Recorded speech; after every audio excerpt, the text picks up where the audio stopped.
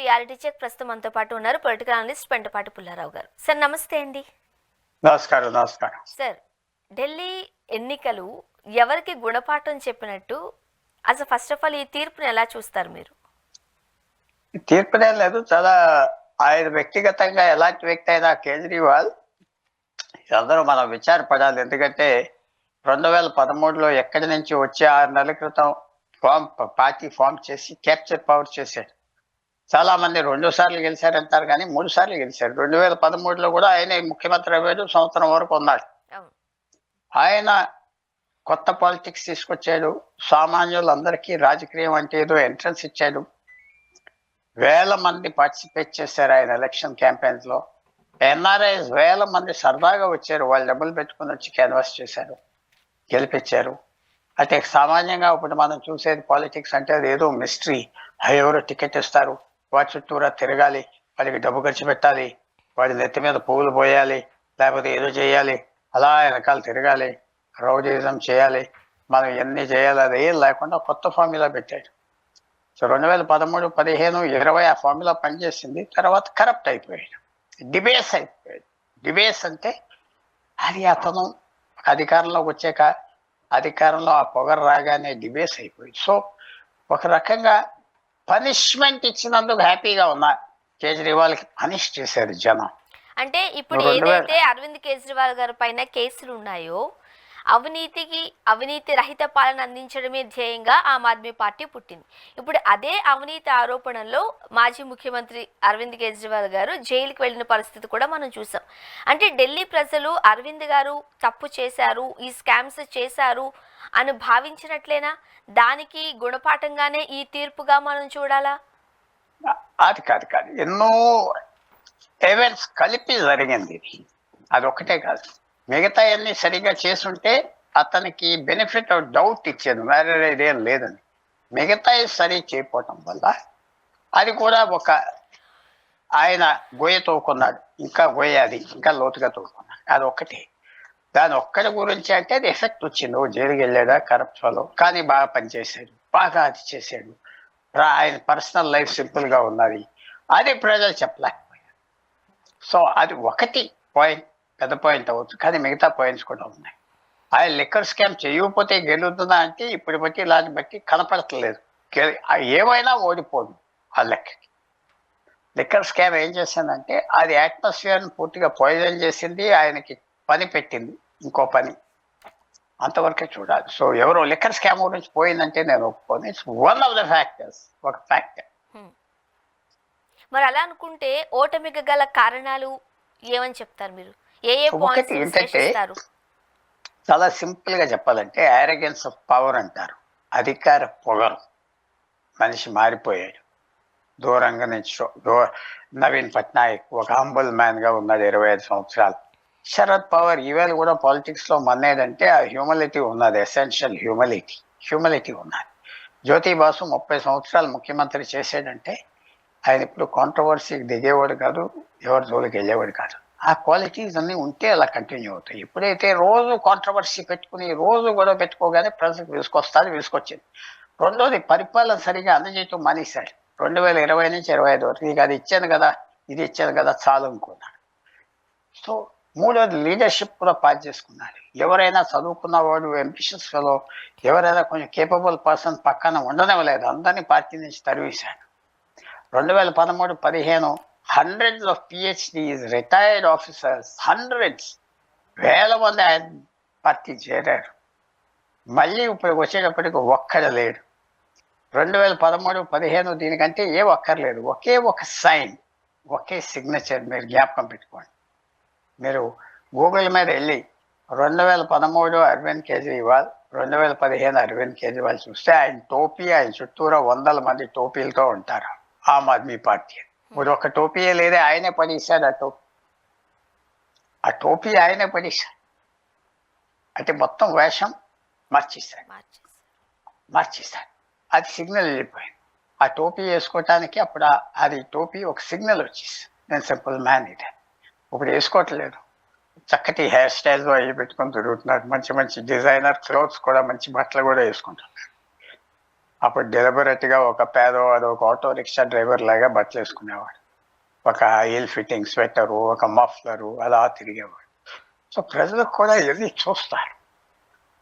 ఏది చూసినా మంచి పరిపాలన ఇస్తే, కొద్దిగా ఆనెస్ట్గా ఉంటే అన్నీ క్షమిస్తారు, అన్నీ క్షమిస్తారు. ఇది మంచి పరిపాలన పాడైపోయింది. సో క్యూములేటివ్ అంటారు. ఇది ఒకటి దాని మీద ఒకటి దాని మీద ఒకటి దాని మీద కలిపి కలిపి కలిపి ఆఖరికి అతను ఓటమికి అతనే డిజైన్ చేసుకున్నాడు. అతను రూయన్, ఇంకా మళ్ళీ పైకి వచ్చేది లేదు. అసలు ఫ్యూచర్ చెప్తున్నారా మీరు?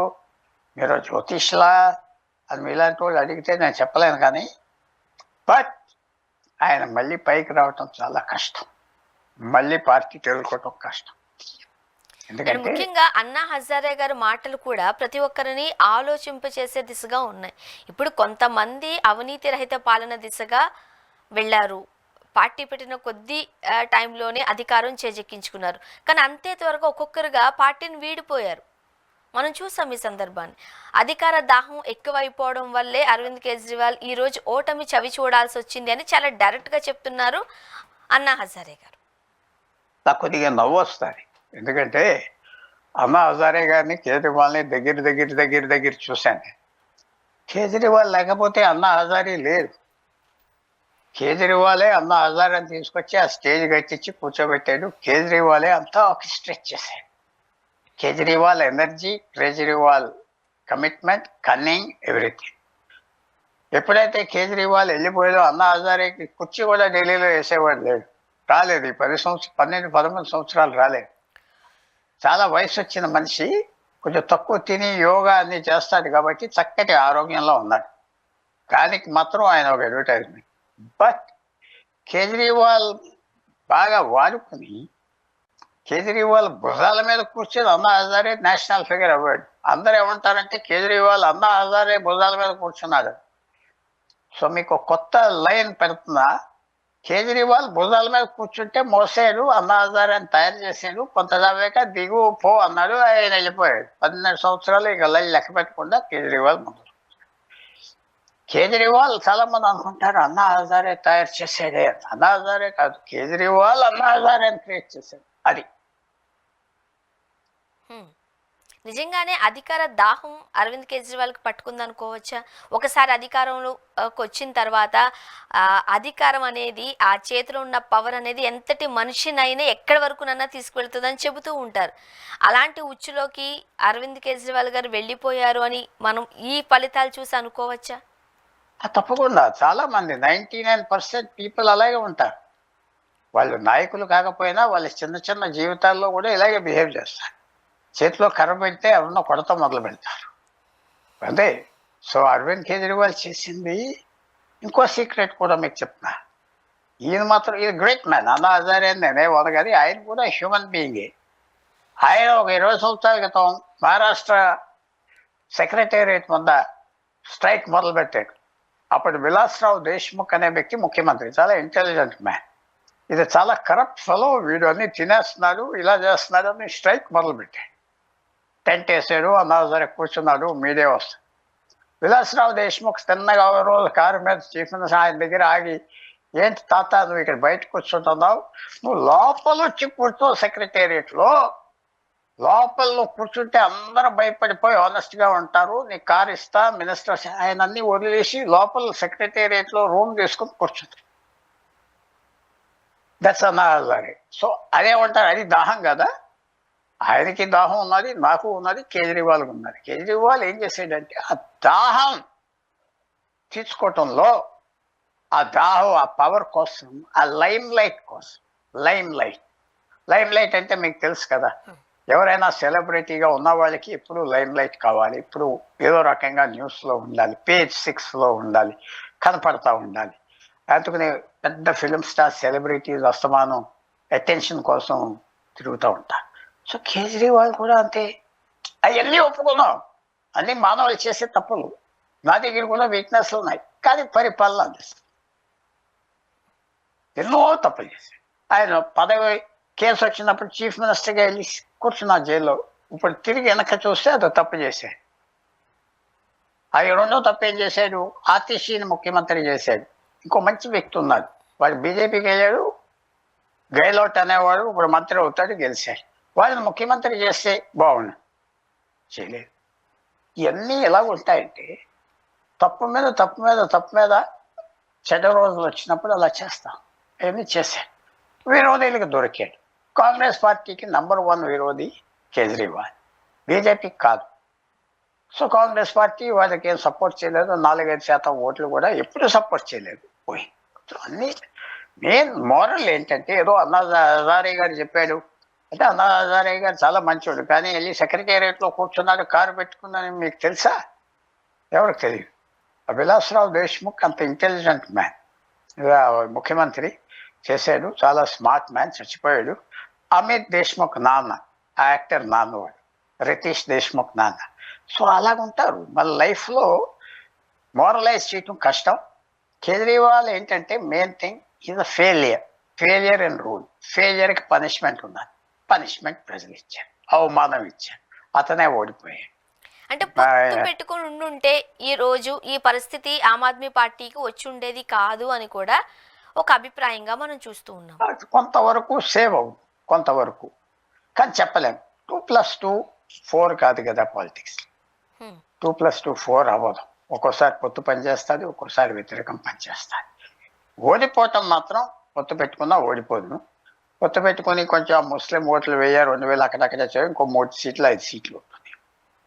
బట్ ఓడిపోయే పరిస్థితే కనపడి. అంటే ఇక్కడ మనం ఈ నంబర్ చూసినప్పుడు కూడా అంత డిఫరెన్స్ ఏమి కనిపించట్లేదు, హ్యూజ్ డిఫరెన్స్ ఏమీ లేదు. అంటే ఢిల్లీ ప్రజలు ఖచ్చితంగా అరవింద్ కేజ్రీవాల్ గారిని లేకపోతే ఆమ్ ఆద్మీ పార్టీని తిరస్కరించి బీజేపీ వైపు మొగ్గు చూపుతున్నట్టుగా కూడా ఆ నంబర్ కనిపించట్లేదు మనకి. చాలా దరిదాపుల్లో ఉన్నారు. అదే బీజేపీకి మిడిల్ క్లాస్ వాళ్ళు వెళ్ళి ఓటేశారు. కాంగ్రెస్ కేజ్రీవాల్ కలిసి పెడితే మిడిల్ క్లాస్ వాళ్ళు వేస్తారా? కాంగ్రెస్కి ఏరు కదా, అది కూడా ఉన్నది. కొంతమంది కాంగ్రెస్ ఓటర్స్ కేజ్రీవాల్ కూడా వేయరు. కాంగ్రెస్ లేకపోతే బీజేపీకి వేస్తారు. కేజ్రీవాల్ ఓటర్స్ కాంగ్రెస్కి వేయరు, బీజేపీకి వేస్తారు. సో మార్జినల్గా ఇంప్రూవ్ అవ్వచ్చు, చెప్పలే. మార్జినల్గా ఒక్కోసారి ఇంప్రూవ్ అవుతుంది, చెప్పలే. ఒక్కో అలయన్స్ బాగా పనిచేస్తుంది. అది లాజిక్, మ్యాథమెటిక్స్. 2+2 అయిపోయింది, అది ఇన్ని వచ్చినాయి, అంత చైల్డిష్ మెథడ్. ముగ్గురు పోటీ చేశారు, ఓడిపోయారు. ఒక్కోసారి అలయన్సెస్ పనిచేస్తాయి. ట్రాన్స్ఫర్ చేయగలిగితే ఓట్లు, ట్రాన్స్ఫర్ చేయలేకపోతే అందరూ పోతారు. సో ఏదైనా ఆయన మంచి హిస్టారిక్ రోల్ ప్లే చేశాడు. ఆయన పాత సరుకుని బీజేపీ కాంగ్రెస్లో తరిమి రాజకీయ నుంచి తరిమి బయట గెంటేశాడు 2013 నుంచి. మళ్ళీ 2015లో వాళ్ళు వస్తే మళ్ళీ ఓడించాడు, మళ్ళీ 20లో ఓడించాడు, 3 సార్లు ఓడించి ఆ జనరేషన్ కాంగ్రెస్ నాయకుల్ని తీసేశారు. అది గొప్ప పని చేశారు, చాలా గొప్ప పని. అది అన్నీ చేశారు. బీజేపీ కూడా అలాగే బుద్ధి చెప్పారు. బీజేపీ నాయకులు ఎవరున్నారు? ఎవరు స్టేట్లో ఒక నాయకుడు లేకుండా చేశాడు బీజేపీకి పేరున్న నాయకుడు. కేజ్రీవాల్ చాలా పెద్ద పనులు చేశాడు, కానీ తప్పుల వల్ల ఎన్ని తప్పులు చెప్పుకోవటానికి we need another show. Therefore he made mistakes, తప్పులు చేశాడు. ఇప్పుడు బీజేపీ విజయానికి గల కారణాలు ఏమంటారు? ఢిల్లీ వాసుల్ని వాళ్ళ వైపు తిప్పుకోవడానికి. ఎందుకంటే గత 27 సంవత్సరాల తర్వాత బీజేపీ జెండా ఢిల్లీలో ఎగురవేయబడుతుంది, చాలా గొప్పగా చెప్పుకుంటున్నారు, సంబరాలకు సిద్ధమవుతున్నారు. ఎట్లా అట్రాక్ట్ చేయగలిగారు ఓటర్లను? అయితే పెద్ద ఏం పెరగలేదు కదా, ఒక 5% ఓట్లు పెరిగినాయి అంతే. ఆ మిడిల్ క్లాస్ వాళ్ళని పట్టుకున్నారు, క్యాన్వాసింగ్ బాగా చేశారు, మంచి క్యాండిడేట్స్ పెట్టారు, డబ్బు ఖర్చు పెట్టారు, గిఫ్ట్స్ ఇచ్చారు, ఇవన్నీ చేశారు. కేజ్రీవాల్ని తిట్టి ప్రధానమంత్రి కూడా తిరిగి వీధి తిరిగి ఢిల్లీలో మీకు అతను ఇచ్చేదానికంటే నేను ఎక్కువ ఇస్తానన్నాడు. ఇంకేం చెప్పాలి? అంత ప్రయత్నం చేశాక ఓడిచ్చారు. సో ఇవన్నీ బీజేపీకి క్యాండిడేట్స్ లేకపోయినా ఆయన వీక్నెస్, ప్రధానమంత్రి తిరగటం, ప్రధానమంత్రి ప్రామిస్ చేయటం, బీజేపీ వేల మందిని పంపించి కేర్ఫుల్గా క్యాన్వాస్ చేయటం, వ్యక్తిని కాంటాక్ట్ చేయటం, ప్రామిస్ చేయటం. చాలా తక్కువ ఏరియా కదా, 70 సీట్లు, 1.5 కోటి ఓటర్లు, దాంట్లో 1 కోటి మందే ఓటేశారు. 1 కోటి మంది ఓట్లు వేస్తే మనకు 40 లక్షలు కావాలి. 40 లక్షల ఓట్లు వస్తే గెలుస్తారు. అది పెద్ద లెక్క కాదు. అలా మేనేజ్ చేసుకుంటా ఎలక్షన్ మేనేజ్మెంట్ చేస్తా వచ్చారు. అంటే ఎలాగ అధికారం ఉన్నాం ఢిల్లీ, మీరు మాకు సాయం చేయండి అని వచ్చి అడిగితే ఓ వీళ్ళు అధికారంలో ఉన్నారు అక్కడ చేస్తారు కదా, అలా చేశారు. ఆ పవర్ ఆఫ్ ఆఫీస్ వాళ్ళు మా గవర్నమెంట్ ఉన్నది చెప్పుకోవటం. అదే మోడీ ప్రభుత్వం, మోడీ గారు లేరు అనుకో ఎవరో 8 years బీజేపీ. సో ఇవన్నీ పాలిటిక్స్లో ఆ క్యాల్కులేషన్స్ ఉన్నా సరే అదృష్టం కూడా కావాలి. కేజ్రీవాల్కి ఈసారి అదృష్టం పోయింది. కేజ్రీవాల్ అంత పేరు రావాల్సిన వాడు ఈవేళ ఇంకా అవమాన జీవితం మొదలుపెట్టాడు. 2012 నుంచి ఆయన జీవితం ఈ 13 సంవత్సరాలు పేరు, లగ్జరీ, హ్యాపీనెస్ అంతా అవుతే ఇప్పటి నుంచి అవమానం అంటే ఇన్సల్ట్, హ్యూమిలియేషన్ ఫేస్ చేస్తా రావాలి. అంటే కేంద్రంలో బీజేపీ ఉన్నప్పటికీ, ప్రధానమంత్రిగా బీజేపీ ప్రధానమంత్రి మోదీ గారు ఉన్నప్పటికీ కూడా ఢిల్లీ మీద పట్టు సాధించుకోవడానికే బీజేపీ గత కొన్ని సంవత్సరాలుగా ప్రయత్నిస్తున్నట్టుగా కూడా మనం చూస్తూ ఉన్నాం. ఢిల్లీ మీద పట్టు కోసమే చాలా తీవ్రంగా శ్రమించారు వాళ్ళు. సో ఇప్పుడైతే ఎట్టకేలకు దాన్ని సొంతం చేసుకున్నారు అనుకోవచ్చు. దీనికి సంబంధించిన పావులు ఏమైనా వీళ్ళు కదిపారు, వెనక నుంచి రాజకీయ చదరంగంలో తమదైన స్టైల్లో గేమ్ ఆడారు అనుకోవచ్చా? తప్పకుండా వాళ్ళు ఆడింది ఏం లేదు, బాగా ఎఫర్ట్ పెట్టారు. కేజ్రీవాల్ వీక్నెస్లు కదా, ఇమేజ్ దెబ్బతిన్నారు కదా. జైల్లో కూర్చున్నారు, డిప్యూటీ సీఎం జైల్లో కూర్చున్నారు. ఆ 3 సంవత్సరాలు పని ఏం చేయలేదు. లాయర్లు, కోర్టులు, కేసులు, జైళ్ళు, మీడియాతో వేస్ట్ అయిపోయింది. ముఖ్యంగా ఏమిటంటే ఒక వ్యక్తిని పాస్ చేయాలంటే ఆయన టైం వేస్ట్ చేస్తే పాడైపోతుంది కదా. టైం వేస్ట్ చేశారు బీజేపీ. ఆ కేసులు పెట్టారు, పెట్టారు. ఆయన కూడా ఏమిచ్చాడు, అవకాశం ఇచ్చాడు. ఆ లిక్కర్ స్కామ్లో ఇన్వాల్వ్ అవి ఆయన అవకాశం ఇచ్చాడు. ఆ 40 కోట్ల రూపాయలు గవర్నమెంట్ ఇల్లు కట్టి అవకాశం ఇచ్చాడు. ఆయన అవకాశాలు ఇచ్చాడు చాలా. తర్వాత అస్తమాను లెఫ్టినెంట్ గవర్నర్తో దెబ్బలాడే అంత పనేం లేదు, కొన్ని సాఫ్ట్గా పనులు చేయించుకోవచ్చు, అదేదో పెద్ద అనుకున్నాను. అది నెగిటివ్ అయిపోయింది. అస్తమాన కూరలు సంపాడు ఆయనే చేసుకున్నాడు. ఇప్పుడు మనం ఒక వ్యాపారం పాస్ చేస్తాం, ఒక ఇన్వెస్ట్మెంట్ పాస్ చేస్తాం, ఎవరిని బ్లేమ్ చేస్తాం? Done own mistakes. అది ఎలాంటి మిస్టేక్స్ అంటే మళ్ళీ దిద్దుకునే మిస్టేక్స్ చాలా డిఫికల్ట్. ఇప్పుడు మనం ఒకసారి కాంగ్రెస్ దగ్గరికి వెళితే కాంగ్రెస్ పరిస్థితి ఏంటి సార్? ఎవ్వరూ ఊహించని పరిణామం ఢిల్లీలో చవి చూడాల్సి వచ్చింది. అయితే వాళ్ళు చాలా హ్యాపీగా ఉన్నారు. కేజ్రీవాల్ ఓడిపోవటం వాళ్ళకి పెద్ద విజయం. ఒక సీట్ రాకపోయినా పర్వాలేదా వాళ్ళకి? అక్కర్లేదు, వాడిని తీస్తారు. వాడు ఒక విరోధి, వాడు పోయాడు. ఇంకా ఆల్టర్నేటివ్ మేమే ఎక్కడ కూర్చుంటారు. పంజాబ్లో కేజ్రీవాల్ గవర్నమెంట్ని తోసేసి 90 ఎమ్మెల్యేలు ఉన్నారు, ఎదురుగా 30 ఉన్నారు. ఈ 90లో 20 మందో 30 మందో పారిపోతారు, ఇంకా ఉన్నారు కేజ్రీవాల్. సో కాంగ్రెస్ పార్టీ చాలా హ్యాపీగా ఉన్నది. ఎవరైతే రాహుల్ గాంధీని వారానికి ఒకసారి తిట్టేవాడో వాడికి ఓడిపోయాడు కదా. 13 సంవత్సరాలు భరించారు వాడిని. సో కాంగ్రెస్ పార్టీకి ఈవేళ చాలా హ్యాపీ రోజు. వాళ్ళ స్పోక్స్ పర్సన్స్ కూడా అలాగే చెప్పారు, అది పోతే మా బాధ్యత. వాడిని ఒకటి రెండు బాగా బుద్ధి వచ్చింది. 3 ఇప్పుడైనా వాడు బుద్ధి నేర్చుకుంటాడేమో అని, అంటే మాతో దెబ్బలాడతాడా, వీడికి తాహత్ ఉన్నదా అని చాలా ఆనందంగా ఉన్నారు. మేము గెలిచామంట, మాకు 4% చిల్లర వచ్చింది, 5.5 వచ్చినాయి. ఢిల్లీ కాన్స్టిట్యుయెన్సీలో కేజ్రీవాల్కి గెలిచిన వాళ్ళకి తేడా 4,000 ఓట్లు, మాకు 5,000 ఓట్లు పడింది అన్నారు. మాజీ ముఖ్యమంత్రి కొడుకు 2 సార్లు ఎంపీ, 5,000 ఓట్లు వచ్చినాయి. 1,00,000 ఓట్లు, 1,25,000 ఓట్లు. కానీ మేము గెలిచామంటున్నారు. నా గురించి వాడు ఓడిపోయాడు, నా తల్లి హ్యాపీగా ఉంటుంది, ఒక కక్ష సాధించామంటున్నారు. సో ఎవరైనా దేనికైనా చెప్పుకోవచ్చు, బట్ కాంగ్రెస్ పార్టీ హ్యాపీగా ఉన్నది. ఇవాళ కేజ్రీవాల్ ఓడిపోవటం ఒక పెద్ద విషయం. కాంగ్రెస్ పార్టీకి విరోధి లేదు, ఇంక ఆపోజిషన్లో విరోధం పోయింది. అది బీజేపీ సాయం చేసి పెట్టింది. కేజ్రీవాల్ బలి చేయటంలో కాంగ్రెస్ పార్టీ పెద్ద విరోధి తీసేసింది. సో అది ఈవేళ అనుకోని కొలాటరల్ డ్యామేజ్ అంటారు, అనుకోకుండా డ్యామేజ్ అవుతాం, అది బీజేపీ చేసుకున్నది. ఈవేళ ఆనందంగా తిరుగుతున్నారు, కానీ అది నేనైతే ఎంత ఆనందపడను. Kejriwal is finish. కేసీఆర్ను ఓడించేది ఎవరు? తెలంగాణలో బీజేపీ ఓడించారు. 2018 నుంచి 2023 ఒకే ప్రోపగాండా అతని మీద పెట్టారు. ఆ లాభం ఎవరికి వచ్చింది? కాంగ్రెస్ పార్టీకి వచ్చింది. కాంగ్రెస్ పార్టీ పవర్లోకి వచ్చేసారు, పవర్ఫుల్ ముఖ్యమంత్రి ఉన్నాడు, బీజేపీకి నష్టం కలిగిస్తున్నారు దేశం అంతా. సో బీజేపీకి ఈవేళ ఏం లాభం వచ్చింది? ఢిల్లీ గెలవటం వల్ల నాకు కనపట్లేదు. సార్ ముఖ్యంగా మనం దేశంలో చాలా రాజకీయ పార్టీలు చూడొచ్చు, వాళ్ళ ఉద్దేశాలు చూడొచ్చు, వాళ్ళ అజెండాస్ చూడొచ్చు. కానీ ఆమ్ ఆద్మీ పార్టీ వన్నన్నిటిలోకి ఒక రకంగా చెప్పాలంటే ఒక డిఫరెంట్ ఒరవడితో ప్రజల్లోకి వచ్చిందని అనుకోవచ్చు. ఒక కామన్ పీపుల్గా ఏమి ఇది లేకుండా ఒక ఎడ్యుకేటెడ్ ఉన్నారు వాళ్ళందరూ, కేవలం అవినీతి రహిత పాలనగానే వాళ్ళ చీపురునే సింబల్గా తీసుకున్నారు. అలాంటి పార్టీ ఈ రోజు చూస్తున్న పరిస్థితులు బట్టి చూస్తుంటే ఇదొక గుణపాఠం అనుకోవచ్చా? అది మనకి కావచ్చు, సిటిజన్స్గా, రాజకీయ పార్టీలకు కావచ్చు. ఏం చెప్తారు సీనియర్ జర్నలిస్ట్గా మీరు? తప్పకుండా గుణపాఠమే. పొగరు, అబద్ధాలు, గ్రీడ్, స్టూపిడిటీ, ఇదొక టాక్సిక్ కాంబినేషన్. ఇవన్నీ కలిసినప్పుడు న్యాచురల్ గా పాయిజన్ విషయం బయటకు వస్తాయి. మీ ఆశ, దురాశ, చెడ్డ ప్రవర్తన, పొగరు ఇవన్నీ కలిపితే ఏమవుతుంది? బంగారం అమ్మే వ్యాపారం అన్నా పోతాయి. అలా పోగొట్టుకున్నారు. అది లెసన్ ఏంటంటే ఎప్పుడైనా మన స్థితి మారిపోతుంది, మనం జాగ్రత్తగా ఉండాలి. పర్టిక్యులర్గా పదవులు ఉన్నవాళ్ళు ఇంకా జాగ్రత్తగా ఉండాలి.